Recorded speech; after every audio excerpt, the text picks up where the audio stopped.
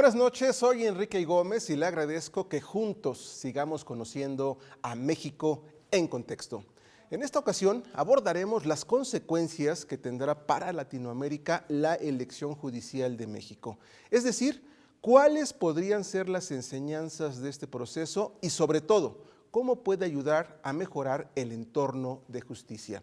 Recordemos que en México será la primera vez que se elijan a 881 cargos judiciales, entre ellos 9 ministros y ministras, además de 2 magistraturas de la Sala Superior del Tribunal Electoral del Poder Judicial de la Federación. Adicionalmente, se contempla elegir a 15 magistraturas de las salas regionales de este tribunal. También se elegirán a magistrados del nuevo Tribunal de Disciplina Judicial. Y dentro de esta elección también se incluye a 464 magistraturas de circuito y a 386 juezas y jueces de distrito.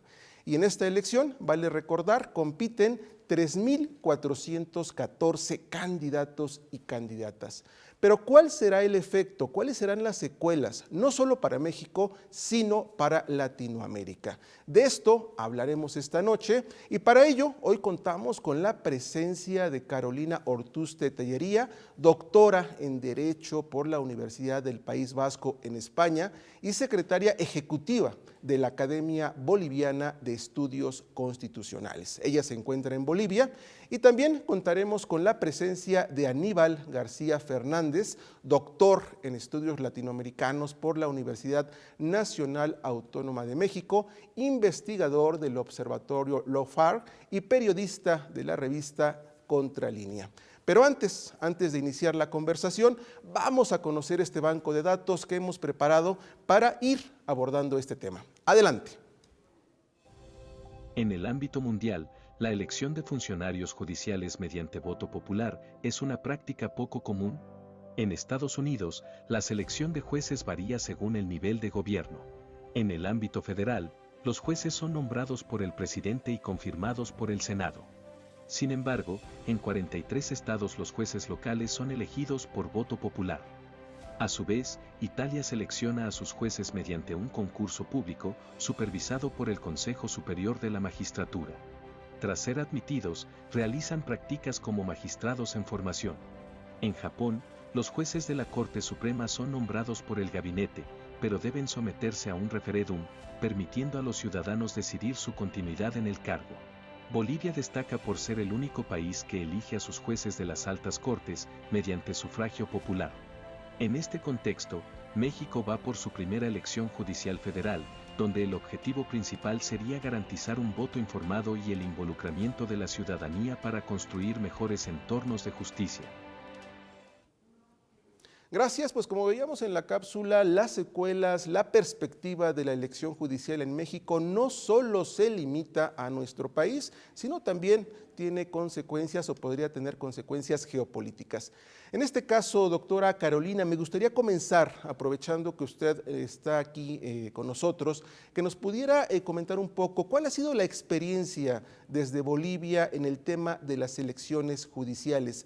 Si nos pudiera dar un poco de historia, cómo comenzó esta tendencia de elegir por voto popular a autoridades judiciales y a la fecha, cómo podríamos evaluar estos procesos.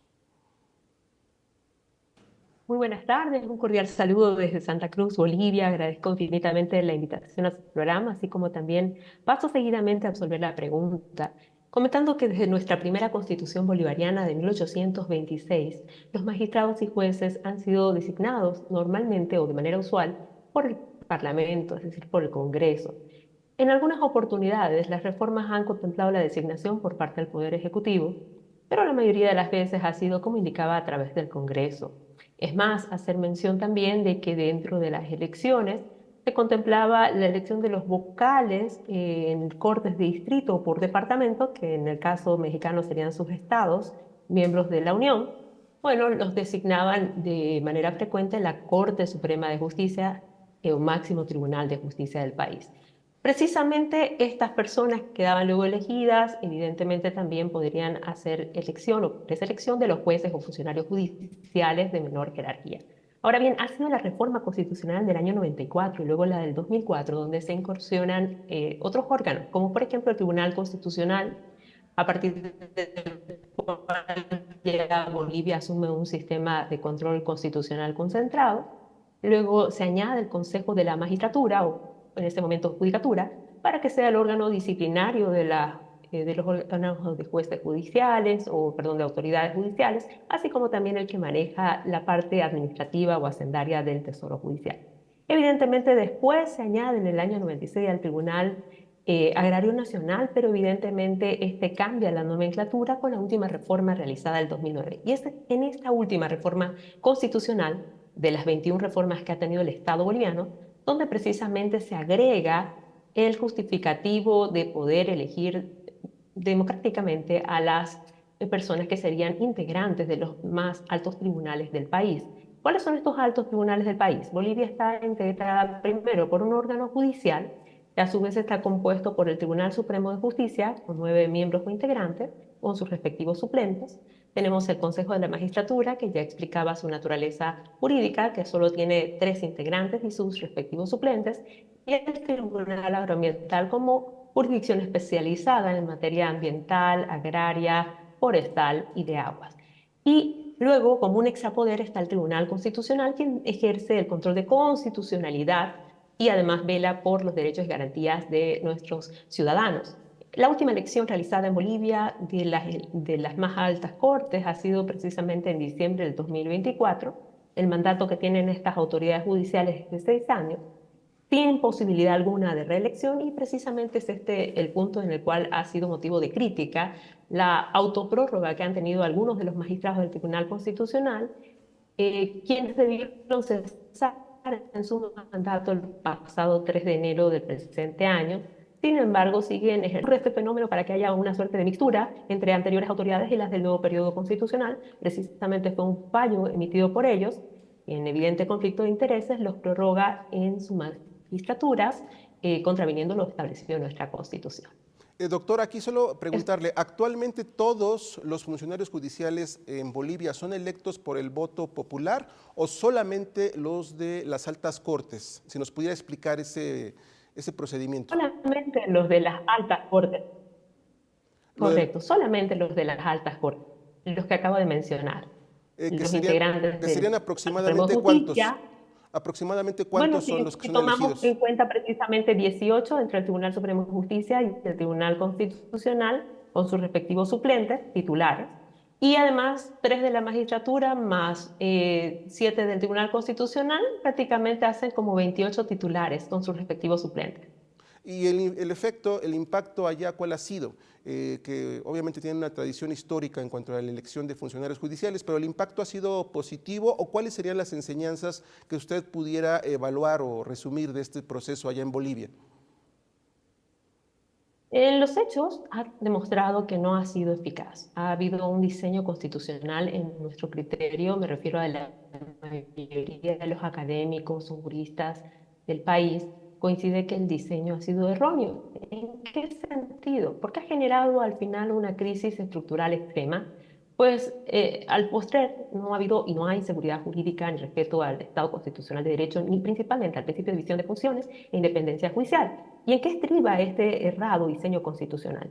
Precisamente de manera fraudulenta se arguyó que daría meritocracia, daría legitimidad, daría un alto estándar democrático en la elección de estas autoridades, pero al final el pueblo no elige, simplemente ratifica una decisión política, porque a semejanza del modelo mexicano que ahora se ha diseñado, pues al final las autoridades lo que hacen es preseleccionar a los futuros candidatos y entonces eligen a aquellos que tienen afinidad política, y esto le resta precisamente la objetividad y la imparcialidad con la que deberían ser precisamente estas personas seleccionadas. Vale decir, el proceso no se realiza con una comprobación pública que acredite su idoneidad, su transparencia, y por el contrario, han salido públicamente, incluso con registros en prensa, de bochornosas situaciones en las cuales los parlamentarios han hecho, por ejemplo, conocer a los candidatos resultados de las respuestas, y además también ha quedado en evidencia otro gran problema, que es que por la paridad de género, esta perspectiva ha forzado que incluso mujeres que no demuestren tener un alto conocimiento han quedado precisamente seleccionadas por el simple hecho de ser mujer, lo cual Y también doctora, resta aquí, perdón la que la interrumpa, capacidad de doctora, liderazgo. usted comentaba el ejemplo mexicano, el caso mexicano. ¿Usted advertiría que comparando el caso mexicano con el caso boliviano, el caso mexicano en su elección judicial tiene mayores elementos para precisamente generar mayor confianza, sobre todo para no presentar lo que usted está comentando que ocurre en Bolivia?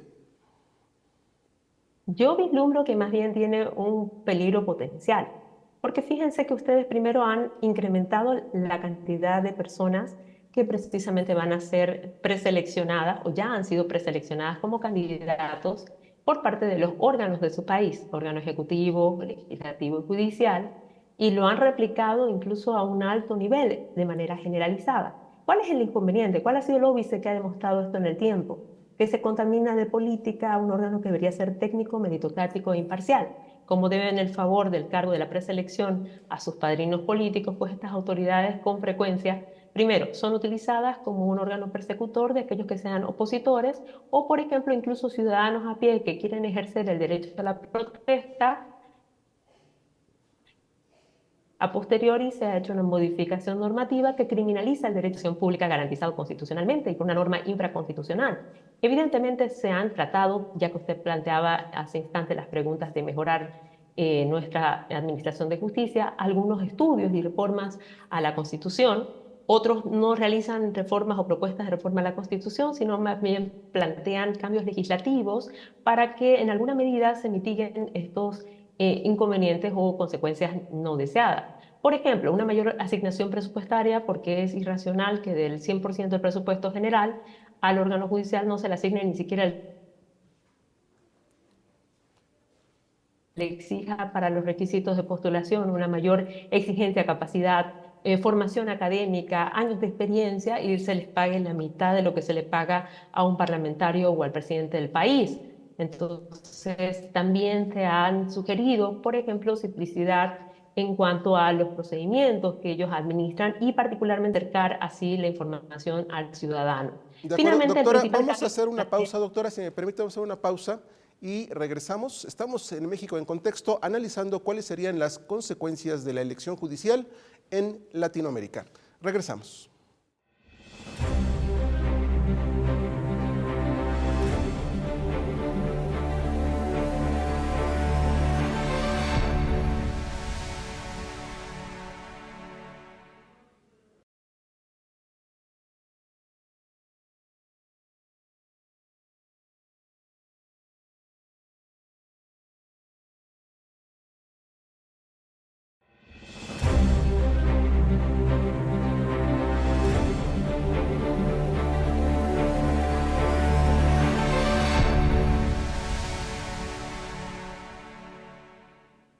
Ya estamos de regreso a este programa de México en Contexto. Hoy nos acompaña desde Bolivia Carolina Ortuste, secretaria ejecutiva de la Academia Boliviana de Estudios Constitucionales, y Aníbal García, periodista y doctor en estudios latinoamericanos por la UNAM.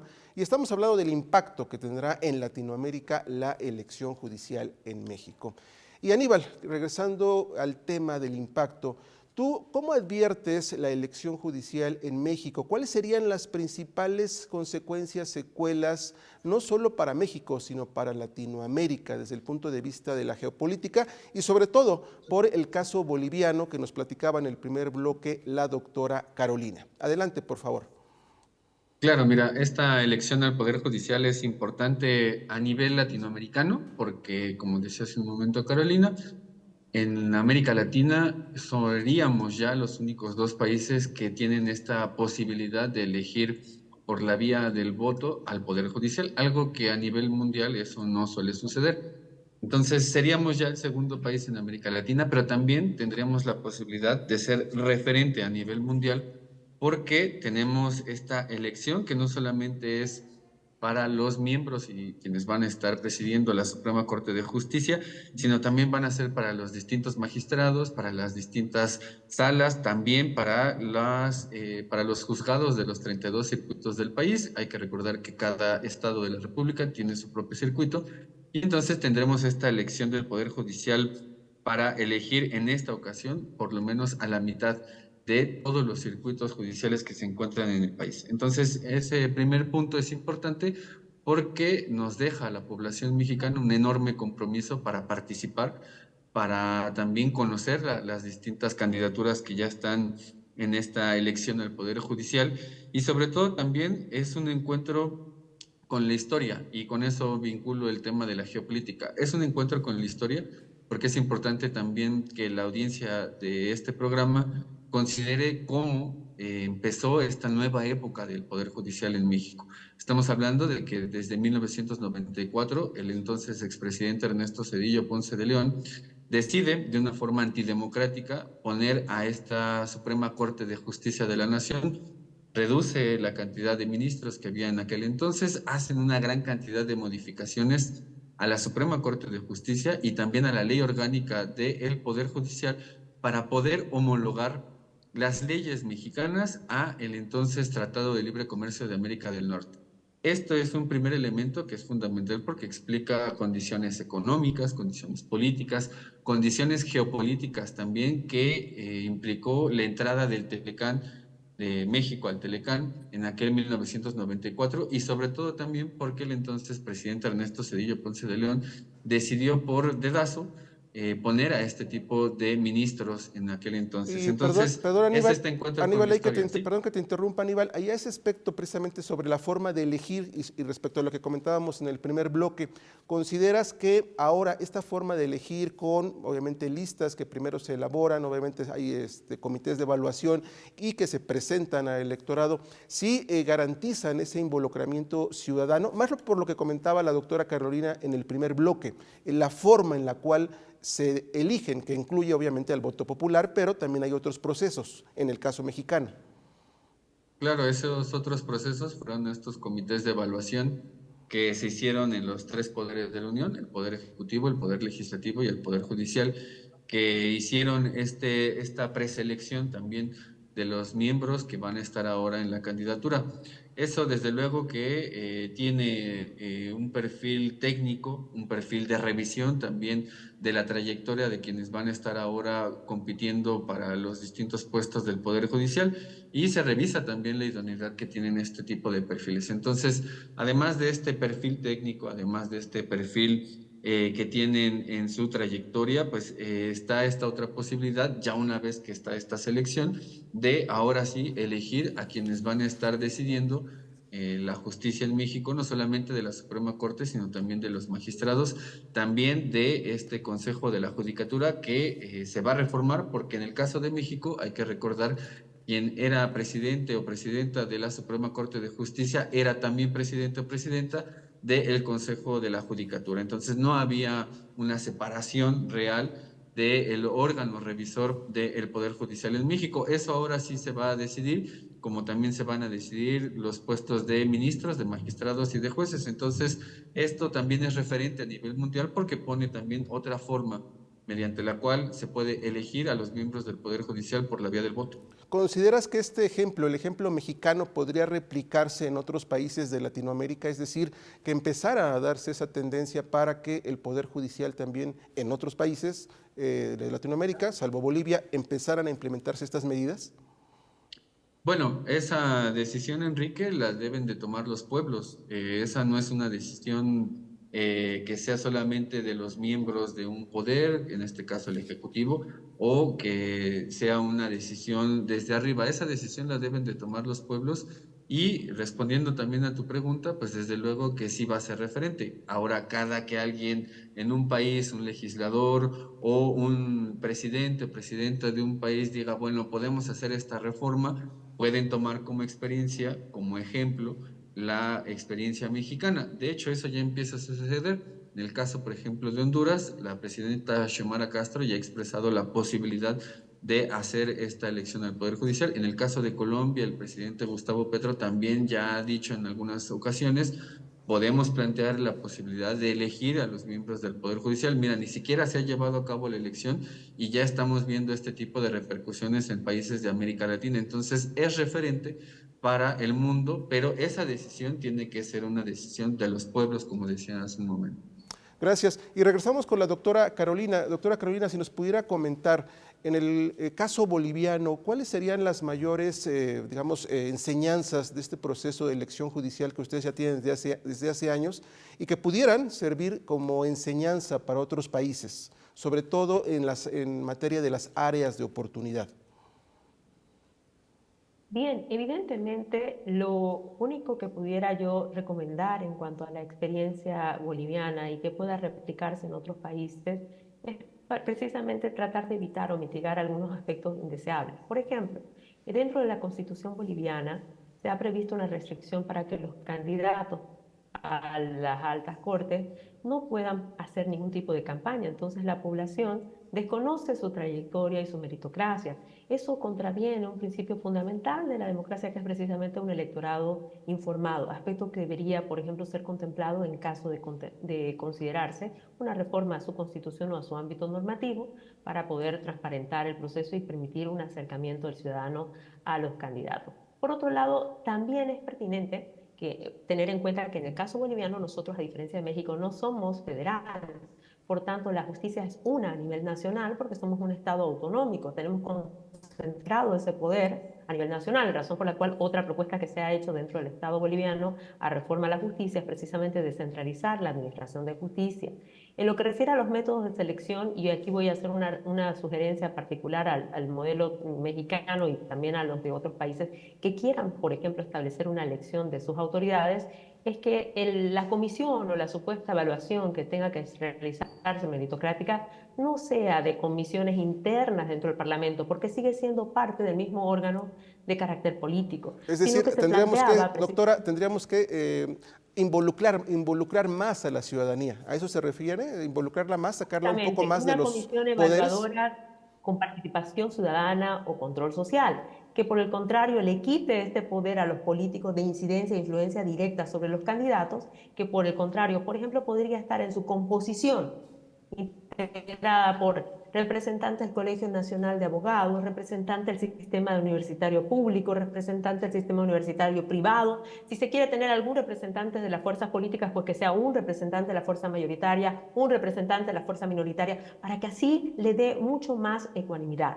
Por otro lado también, después de que se elijan a los mejores, se remitan ternas para que precisamente el Parlamento sea el que pueda elegir a los mejores de entre las ternas de la preselección. Es más, dentro de del último intento de reforma constitucional que se realizó hace poco en mi país y que fallidamente luego fue boicoteado, se planteaba incluso que ya no se realicen elecciones judiciales. Tal es así el grado de impacto negativo que ha tenido en nuestro caso boliviano la elección de autoridades, porque las ha puesto prácticamente al servicio de los gobiernos autoritarios. Por tanto, no me extraña que gobiernos que tengan de corte autocrático o autoritario la utilicen como una suerte de receta para replicar en otros países. ¿Por qué? Porque esto se vuelve en un órgano persecutor de los disidentes y precisamente como una suerte de estrategia para poder precisamente cooptar el poder público. Entonces, no es aconsejable, pero si los países, como decía nuestro anterior expositor Aníbal, deciden por voluntad de su pueblo entrar en el proceso de elección de autoridades judiciales, pues tengan en cuenta estos aspectos para que no puedan incurrir en los mismos errores y evidentemente puedan garantizar que sean idóneos, que sean transparentes, que no tengan una suerte de sesgo político y que puedan obrar con independencia.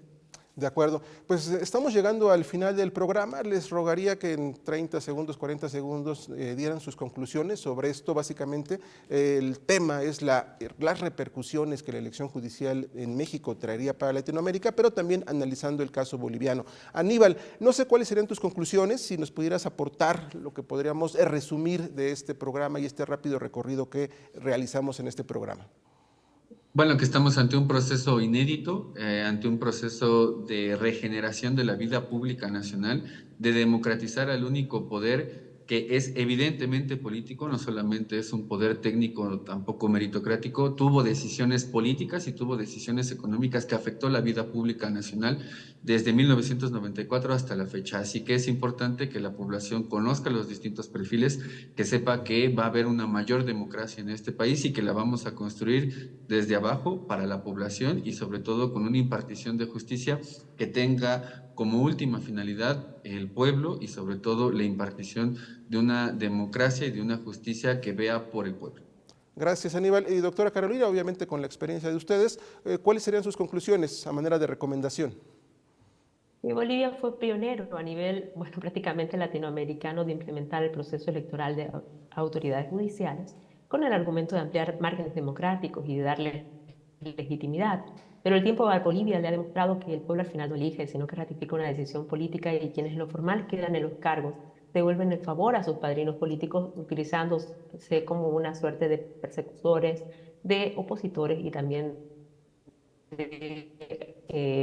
eventuales personas que dictan fallos, que dejando en impunidad a los que detentan el poder, lo cual evidentemente es un riesgo potencial a la democracia y erosiona la institucionalidad del órgano judicial. Sin embargo, México y otros países es posible que den cambio a esta experiencia. En consecuencia, habría que mitigar los impactos negativos, evitar las consecuencias indeseables y en lo futuro realizar algunas reformas, ya sea constitucionales o legislativas, que permitan garantizar la independencia del órgano judicial. Evidentemente, esto va a ser una receta que posiblemente se replique con efecto multiplicador en Latinoamérica.